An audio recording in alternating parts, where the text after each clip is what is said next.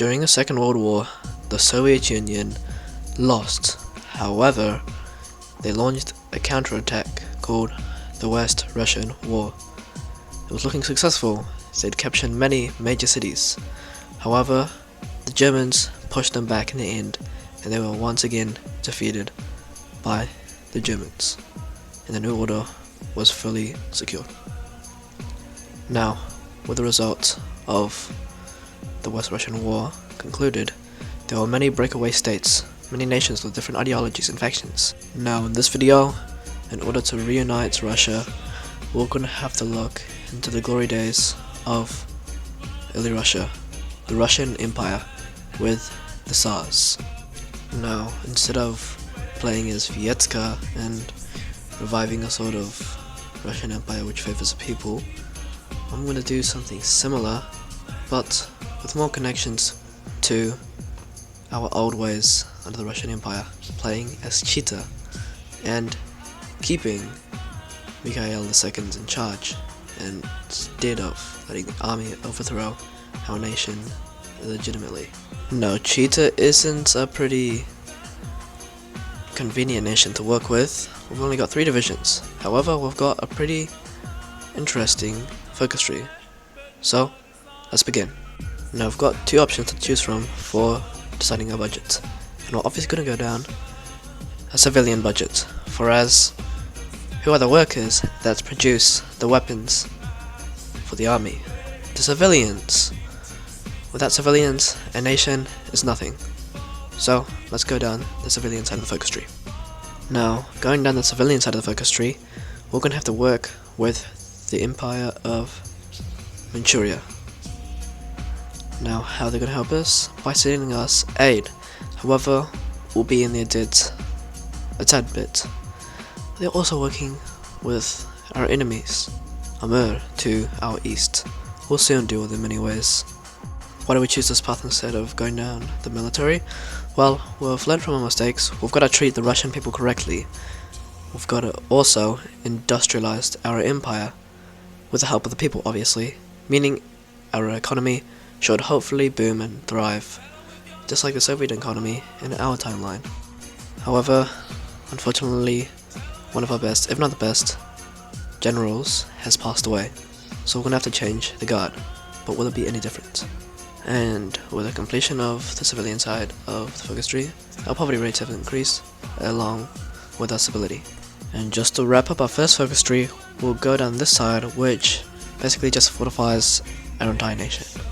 Now that that's out of the way, once we complete this final focus, we will commence in the Sumatra decisions, where we will try to reunite Far Eastern Siberia by declaring war on our bordering nations. We'll first declare war on Sablin's nation. Now, they're pretty strong and they're pretty sizable, but we've also got a new focus tree which will hopefully boost our buffs. Overall, in our industry, our leader, Mikhail II, which gives them new traits, which is actually very nice, and our army. So, now that we're at war, let's see how well the White Army is. As we began our invasion to hopefully remain triumphant over Sablin's forces, we expected little to no issues at all. We encircled most of their army, capturing major cities, and after a little while, Sablin would eventually succumb to its ultimate demise.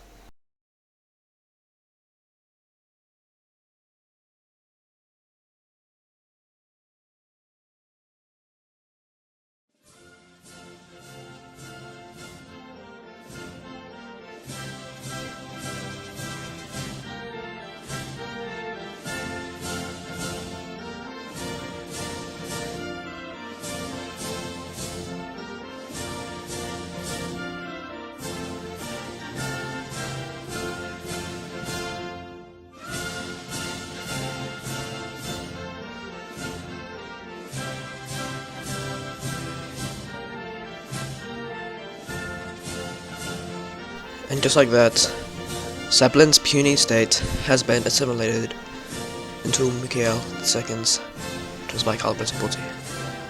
Now, where should we invade next? I think that we should invade two nations, Amur and Yakutia. For as Amur is getting attacked by Magadan, so they're gonna have to overextend their forces. Now personally, the execution of Valery Sablin is a bit harsh on my terms, but it was inevitable. We have now commenced in the war against Yakutia and Amur. This is going to be the hardest war, even though Valery Sablin put up a good fight. This is going to be harder because we're fighting two nations at the same time. So let's see if we can prevail. Now we had 11 divisions, and Yakutia had not enough divisions to cover the front line. So we merely maneuvered around the front lines into the capital city, which would lead to the eventual capitulation of the state. However, Amur had a plethora of divisions defending the nation, and as you can see, our nation proved pretty weak against them. Amur was fighting a two-front war, and the Transbaikal Principality wasn't winning or losing against Amur, which is pretty humiliating now that I think about it. However, once we capitulated Yakutia, we could focus all our 11 divisions, or it's now 17, on capitulating Amur. Now Magadan was making major advancements into the nation that would capture most of the nation, so in the peace conference they got all of Amur. So looks like that we're gonna have to invade the state of Magadan, even though they proved to be much stronger than we are. So in order to capitulate in Magadan, we're gonna have to deploy some divisions. We've raised 17 more divisions, making our army 31 divisions strong. So let's see how well our newly improved army can fight against the state of Magadan. Now, I kid you not, they only had 3 divisions on the front line against us. So we literally just marched into the territory, encircling some divisions, and we would eventually capture the port of Magadan within a few weeks or days. But that wasn't enough to capitulate them, and we had to capture more tiles. However, that wasn't hard enough, and the state of Magadan would capitulate to the Transbaikal Principality. Now we can divert our attention up north to the Divine Mandate of Siberia. Well, I didn't expect the Divine Mandate of Siberia to put up any fight at all. For us, they're already fighting the Soviet Pacific Fleet, and they've got very minimal divisions on our front line. So let's see how quickly we can defeat the Divine Mandate of Siberia. Well, just as I expected, the Divine Mandate of Siberia stood no chance. They only had one singular division on the front line at the start of the war, so we merely had to walk around into the barren wasteland. It was more tedious than anything, and even the divisions that they reinforced the front line with stood no chance. And just like that, the Divine Mandate of Siberia has been assimilated into Mikhail II's new empire. So now the last nation left in far eastern Siberia is the Soviet Pacific Fleet. Now we can't negotiate diplomacy with them to annex them peacefully. We're gonna have to march into their little port. So let's see how fast we can defeat this weak, puny little nation. Well, the Soviet Pacific Fleet only had a couple of divisions, so it was safe to say that they stood no chance, just like the Divine Mandate of Siberia, against the Transbaikal Principality. So once we marched in onto the capital, they capitulated. And with that, if we complete this final focus right here, we'll be able to reunite far eastern Siberia. Now that that's out of the way, we go to our decisions. You can see that we can reunite far eastern Siberia. We are now known as the Far Eastern Imperial Realm. We've got some new decisions. We've got to improve Japanese relations as well. So, if we go to our focus tree, we've also got a pretty sizable focus tree. It's got some industrial focus tree, diplomacy, political, and for army. First, we've got to focus on deciding whether to choose the White Army to lead our nation or Mikhail II. And we've also improved one of our major national spirits to the true ears of the Harbin. And now, the biggest decision yet, to decide between the army and Mikhail II. Well, we're obviously going to choose Mikhail II, for as I believe he can lead us to Russian reunification and more. Now, if we progress down this side of the focus tree, it will decrease the influence of the military on our nation. We've also got some decisions right here which drastically improves the influence of Mikhail II. So with the focuses and decisions out of the way, we have drastically improved Mikhail II's influence and decreased the influence of the military.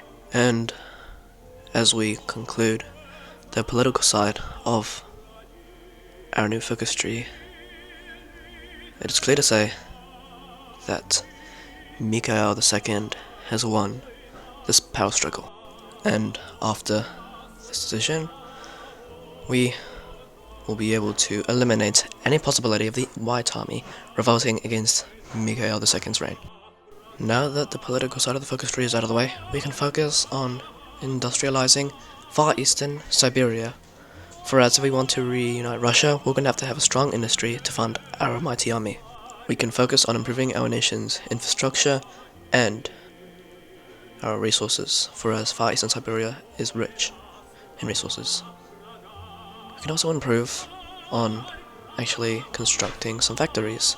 However, if we truly want to industrialize far eastern Siberia, we're going to have to look down south and ask for some aid from the Japanese by improving relations. Now, Japan is one of the most industrialized and powerful nations in the world. So, with the assistance of the Japanese, we have not only improved our factory count, but also our poverty rates. Now that we've finally industrialized far eastern Siberia, we can focus and use those newly founded funds to improve Mikhail II's army. Now, I think it's pretty safe to say that when I fought against nations like Amur, even though they were fighting a two-front war, we still gonna advance into their territory, which is actually pretty humiliating. So, a few focuses later, we've improved the spirits of the White Army, who is loyal to Mikhail II. And with that, we've founded the new White Army. However, with the new army comes new technology. Technology for our army. With these focuses, they'll help us with researching some new modern equipment, like for our guns and tanks. Now, our army must also have a navy.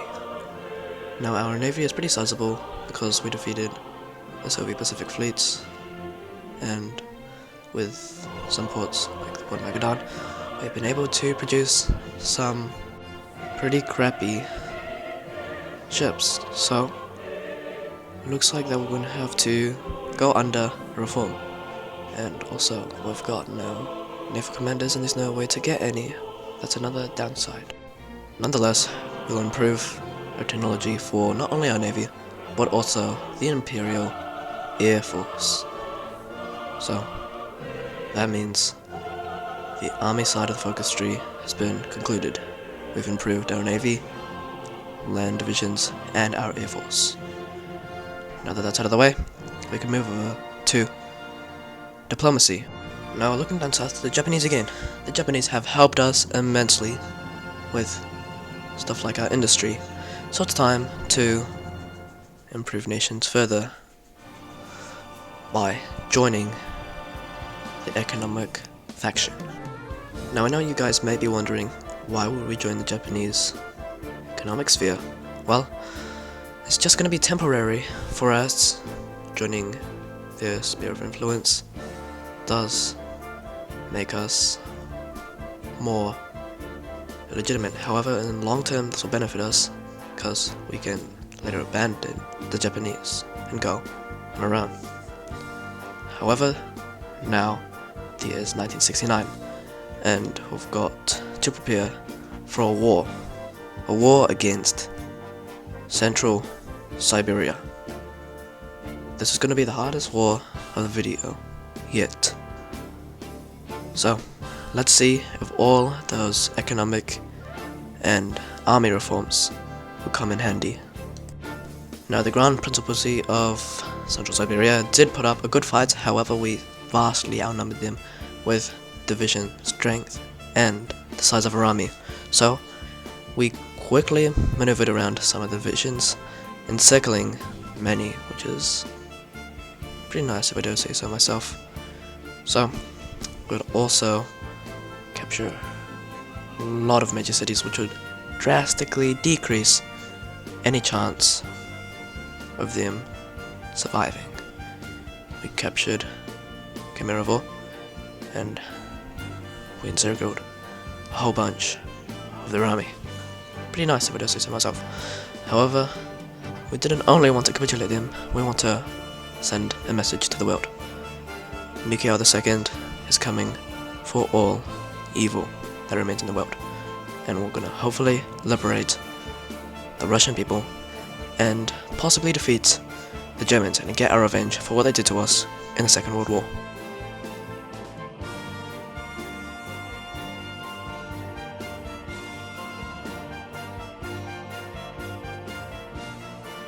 Now that we captured Novosibirsk, the Grand Principality of Central Siberia had officially surrendered to the Far Eastern Imperial Realm. Now, if we go to our decisions, you can see that we can reunite Siberia. And just like that, Siberia has been unified, and we are now known as the Siberian Empire. We've also got a new focus tree, which looks pretty nice. Well, let's indulge in this new focus tree. Well, to be honest, we've been focusing on stuff like our industry and army. Now it's time to actually focus on our people more and revert back to our old ways.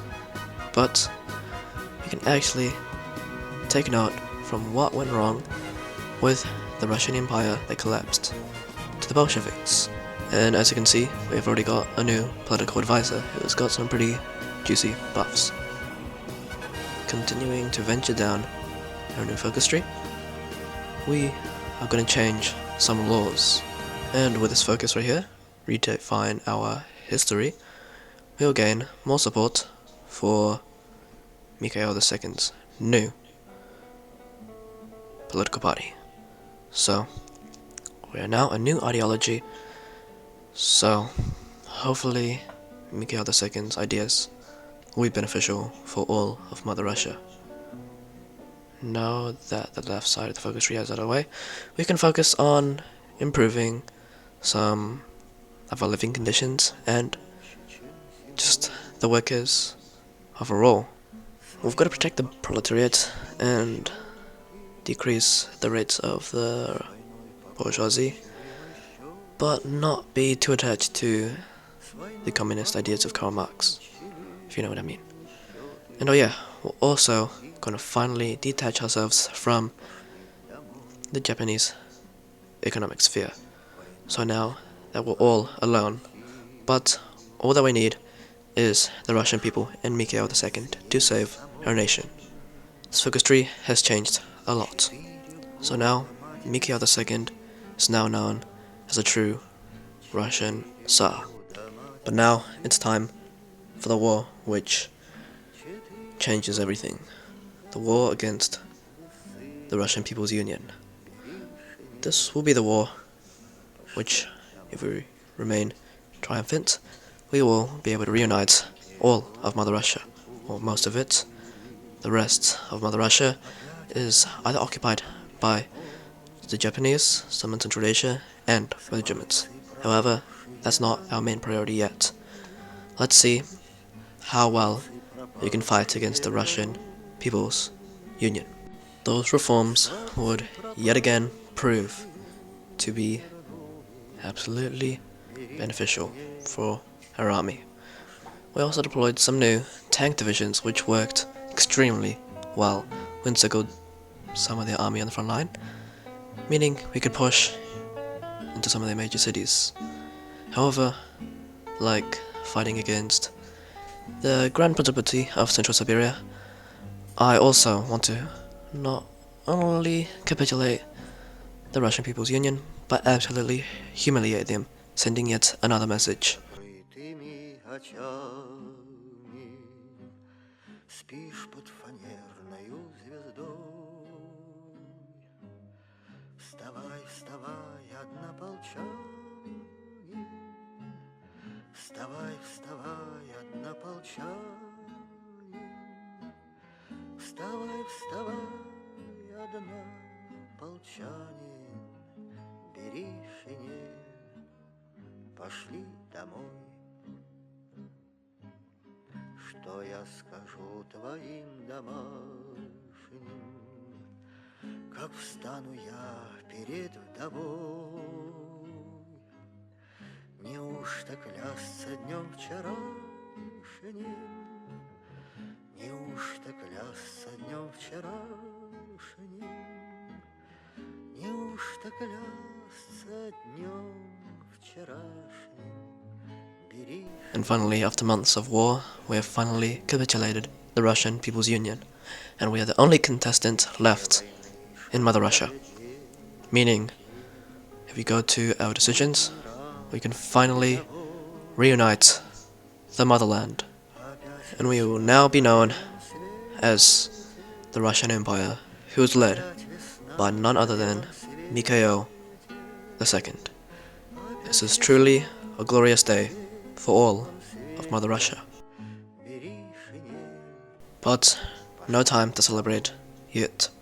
We've got a new focus tree, which we currently do until 1974-3, but we've also got to focus on expanding outwards, like places such as Central Asia and also Finland, because Western Russia didn't defeat the Finnish for some reason.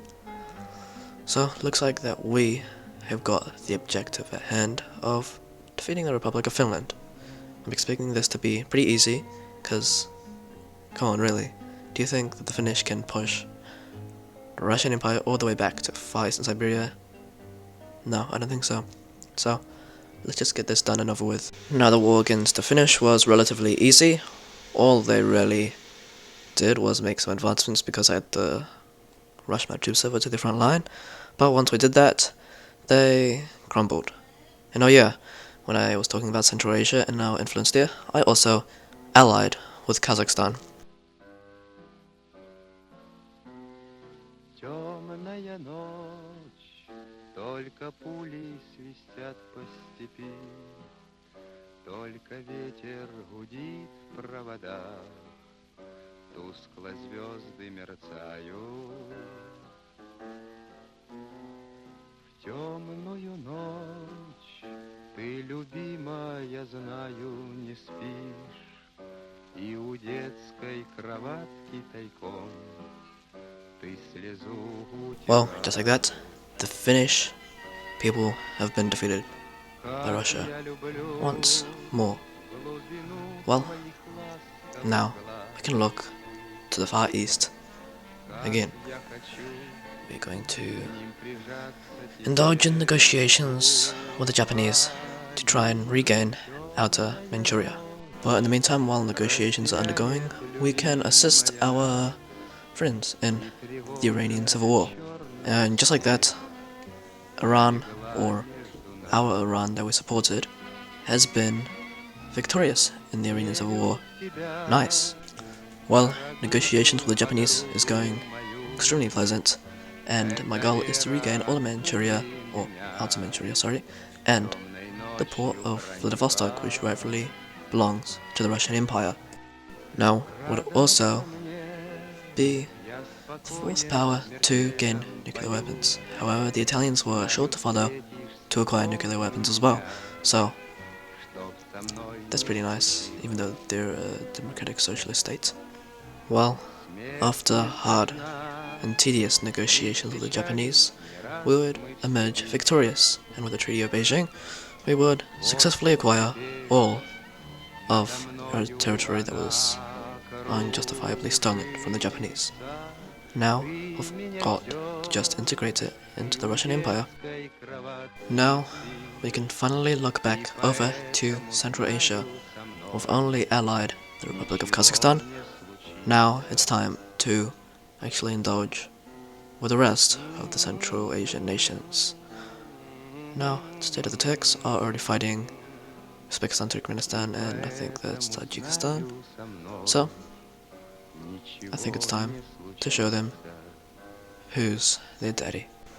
We would effortlessly march into the remaining Central Asian states with ease, with help from the Republic of Kazakhstan, of course. Well, we did most of the work, but at least they helped. Врагов советской солнечной земли. Боевую песню мы в былые годы на штыке советском гордо пронесли. Гадом нет пощады. Well, just like that, all of Central Asia is under Russian influence. Another victory for Mikhail II and all of Mother Russia. Now, we'll also integrate Kazakhstan. I mean, we were literally surrounding them. But that's another addition to the Russian Empire. Not to mention, we also puppeted Iran, since without Russian support, they would have crumbled to the evils of the other Iranian states. So, we are not done with our expansion just yet. If we want to stand a chance against the Germans and their allies, we're going to have to improve our division templates, division size, our army overall basically. And also, we've just heard that Martin Bormann, leader of Nazi Germany, has perished. So, today marked today, we're going to invade the German Reich and get our revenge. We are now at war with Germany. Russia stands alone, but firm and strong. With the help of the industry, army, the Russian people, and the motherland, we'll hopefully stand a chance against the evils of the Nazis. So, let's see if we are able to prevail over the evils of the world.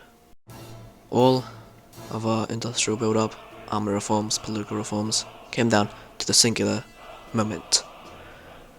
Now, our air force and army absolutely dominated, not to mention our navy also dominated. We were winning in all categories of war. And our spy agency also decrypted their ciphers, meaning we had a pretty blissful time invading Moscovian. We encircled many divisions with the conquest of hoping to conquer cities like St. Petersburg, Moscow, and Volgograd. We suffered some casualties, however, we inflicted much more on the German side. So, it looks pretty promising, but we cannot promise any victory until it is clear that the Russians are the true number one power on the globe.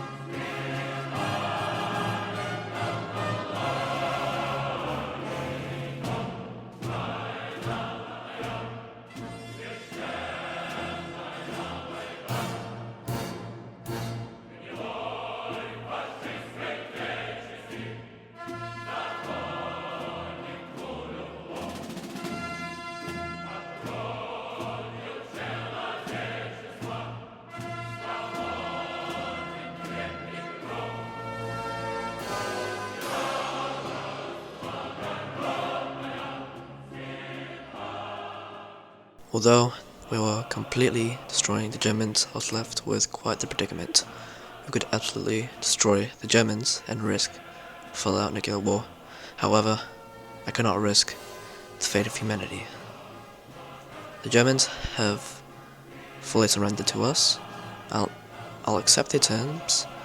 We'll regain the Caucasus, Moscovian, Ukraine, Belarus and the Baltics in exchange for peace.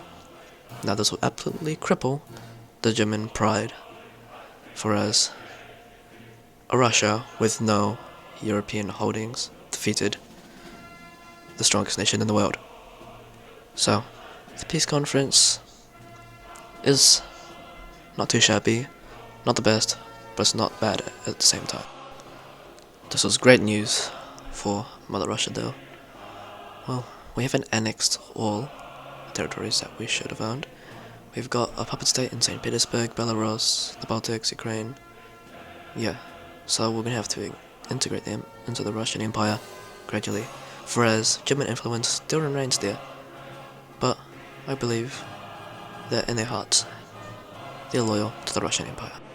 Well, you can fully see the aftermath of the Second West Russian War. Nations are turning more to democracy instead of the evils of fascism. Even Germany itself has had a democratic revolution. But for how long will it last? Well, apparently it wasn't pretty stable, and the Germans would indulge in the Second German Civil War. Who will emerge victorious? Well, looking back to Russian decisions that we can do, where is the new Russian capital going to be located? Well, it's obviously going to be St. Petersburg, where it was originally founded. And also, another decision that we can do after the Second West Russian War is retake a state from Finland. Now this mechanic is still broken, but I'm not complaining, for as we got the state for free. Now, the effects of the aftermath of the Second West Russian War not only had effects with liberalizing Ukraine, Belarus, or all the occupied territories that we own, but also nations like the Netherlands, France, Poland, and even Hungary. As you can see, the French are fighting an illegitimate Nazi state, which is tearing the nation apart. Well, it appears that the Germans have emerged with a democratic state in charge. So, our plan for liberalizing Europe has been a grand success. And our final bits of expansion would be integrating all our puppet states that we had in Belarus, the Baltics, Ukraine, and St. Petersburg. We'll also reclaim small territories like Armenia and also Bessarabia. Well, if you take a closer look at all the ideologies in Europe, you'd see that there are no extremists left. No fascists, no hardline communists, all socialists, democratic nations thriving. So, I think it's only safe to say that we should be able to form a faction. And faction which ensures that peace will be forevermore. Our faction is quite powerful. We've got Iberia, France, the Netherlands, Poland, most of the Balkans, Germany, the Nordics, Turkey, Iran, and us. So, I think it's safe to say that we are officially the strongest nation on the globe currently. Mikhail II has accomplished a lot, going from a small, puny state in Siberia, struggling against nations like Amur, to defeating Nazis, eradicating evil from Europe. Well, I hope you guys enjoyed this video. I'll be uploading shortly, after this video has been uploaded. And